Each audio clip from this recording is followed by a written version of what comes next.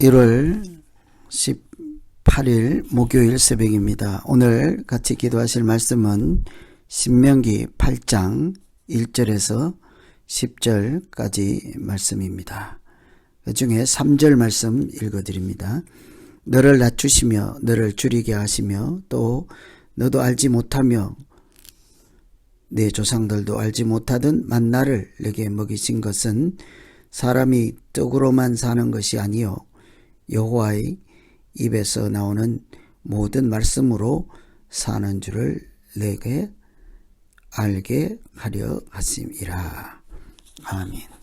오늘 신명기 8장은 하나님 백성들이 약속의 땅에 들어간 이후에 어떻게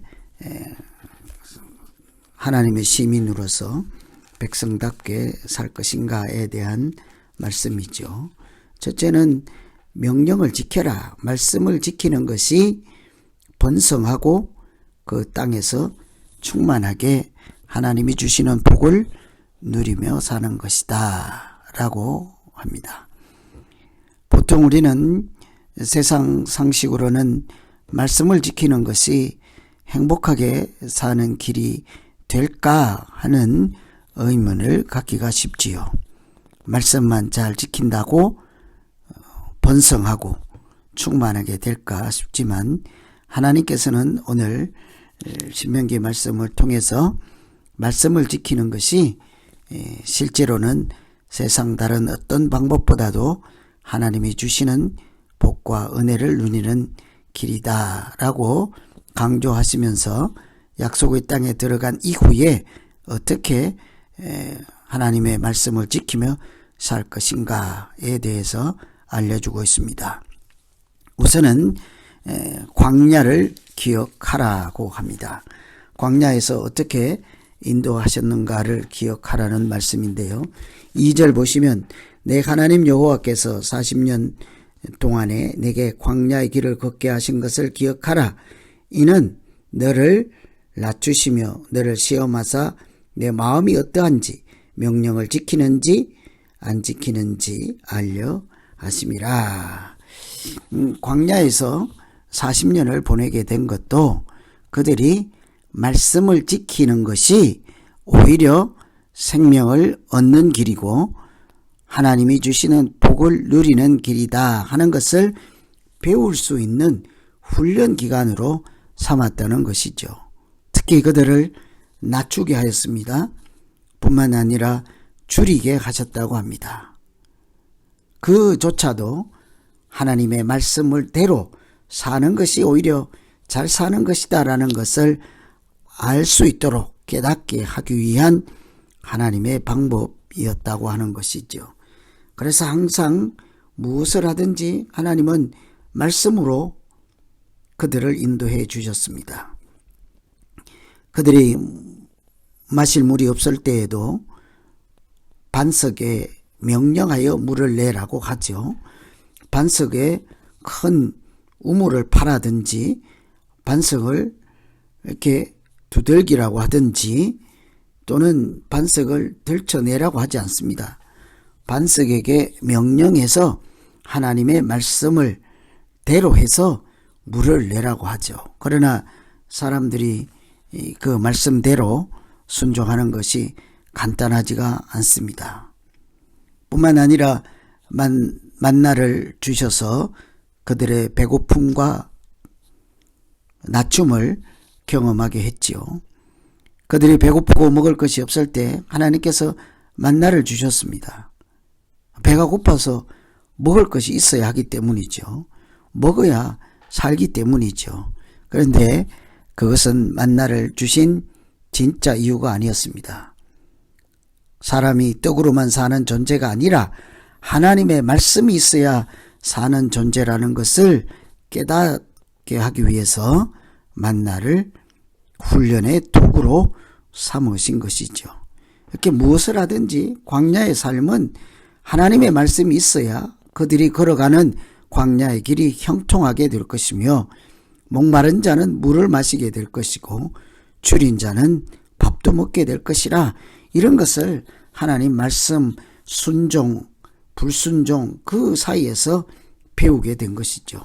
그래서 하나님은 가장 첫 번째 관심사는 무엇을 하든지 그 이스라엘 백성들이 하나님 말씀에 순종하는 자로 살도록 인도하시는 것이었습니다. 그래야 그들이 정말 영생을 누릴 수 있기 때문이요. 생명의 길을 갈 수 있기 때문이죠. 그래서 우리가 광야에서 하나님께서 인도하셨을 때 낮추기도 하고 줄이기도 하고 만나를 주신 이런 모든 일련의 과정들이 하나님의 말씀에 순종하는 특별한 훈련 기간이었다는 것을 우리가 기억하면 이 땅에 사는 동안에도 하나님의 말씀을 지키고 순종하는 것이 자기 인생을 복되게 사는 길이다 라는 것을 다시 한번 각성하고 그렇게 살아갈 때 틀림없이 광야에서 했던 것처럼 하나님은 신령한 양식을 주시고 은혜를 주시고 그들로 하여금 빛의 길로 걸어갈 수 있도록 인도하여 주실 줄로 믿습니다. 두 번째는 4절에 한번 보시면 이 40년 동안에 내 의복이 헤어지지 아니하였고 내 발이 부르트지 아니하였느니라.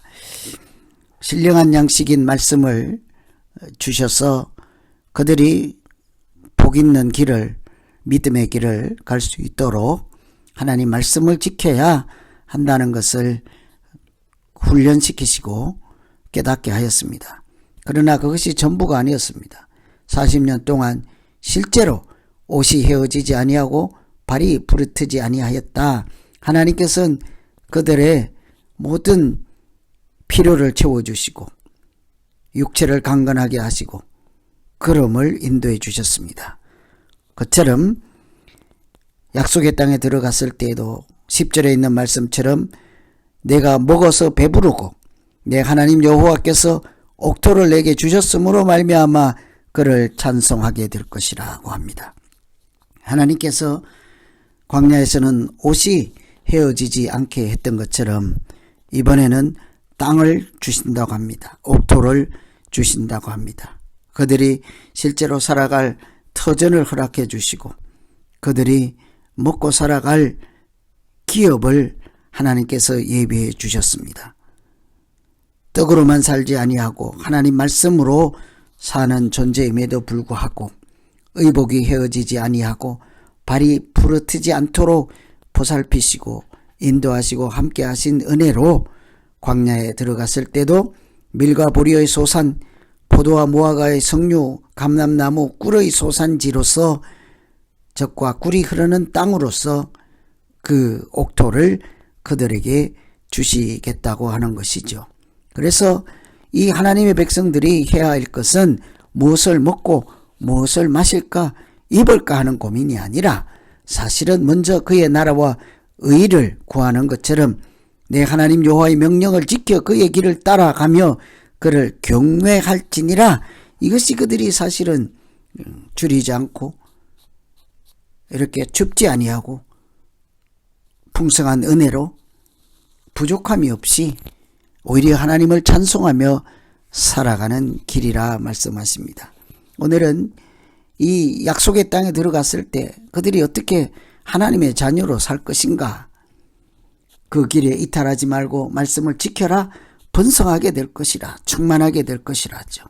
그러나 사람 마음대로 잘 되지 않습니다. 그래서 광야를 기억하라고 하죠. 그때 낮추기도 하시고 줄이기도 하셨던 하나님께서 그들을 어떻게 먹이고 뿐만 아니라 배부름만 주시지 아니하고 사람이 떡으로만 살지 않고 하나님의 말씀으로 사는 존재인 것을 깨닫게 하셨습니다. 그러나 그것도 전부가 아니라 이제 약속의 땅에 들어가면 옥토를 주셔서 하나님이 먹이시고 입히신다는 사실도 미리 말씀하십니다. 먹고 모자람이 없게 하시겠다고 말씀하십니다.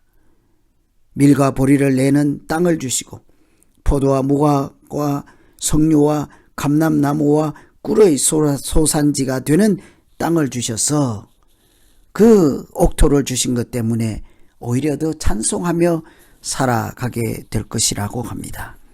오늘 이처럼 오늘 말씀 생각해서 우리에게 늘 하나님께서 영의 양식을 채워주시고 육의 양식을 채워줄 뿐만 아니라 그 땅에서 번성하고 하나님 나라에서 풍성한 은혜로 살게 하시는 줄로 믿습니다. 그래서 우리가 이 땅에 살아가는 동안 늘 하나님의 은혜를 기억하고 하나님의 인도하심을 기억하고 하나님께서 필요를 채워주심을 기억하고 살아간다면 오늘 하루 우리에게 주어진 귀한 시간을 하나님의 자녀로 부족함이 없이 하나님께 찬양하며 하나님이 기뻐하시는 삶을 얼마든지 살아가게 될 것입니다. 힘을 내시고 하나님의 말씀이 우리에게 생명의 길이 되도록 같이 기도하겠습니다.